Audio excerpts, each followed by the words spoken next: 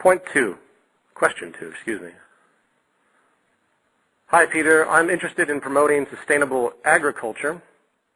In January, I'm starting a large-scale project in aquaponics to see how much I can grow using the best sustainable techniques available to date.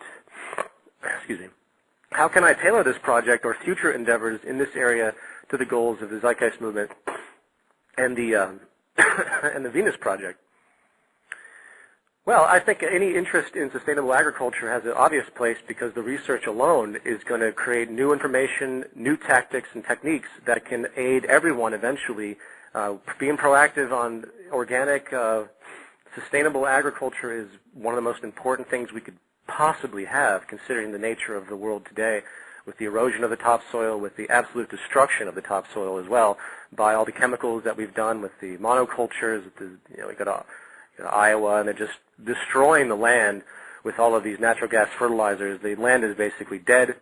We're going to have to move into alternative means, aquaponics, hydroponics. There's a lot of things that need to be reviewed very, very carefully to begin to transition out of our current patterns. So I think what you're doing to tailor your project, I'm not sure how to say more specifically about that, but what you're doing is brilliant, and I think everyone should be focusing on areas of creative and technical interest that does serve a social role, that does look to larger social concern. Obviously, as I've said a million times before, we live in a world of self-serving, monetary-based occupations that don't do anything for social interest. They have no social interest. You could bulldoze Wall Street right now, and it wouldn't do anything to change the world at its fabric level, at its fundamental level. It would, of course, be dire because of all the nonsensical investment schemes and floating currencies and all the nonsense that has no relationship to resources in reality. But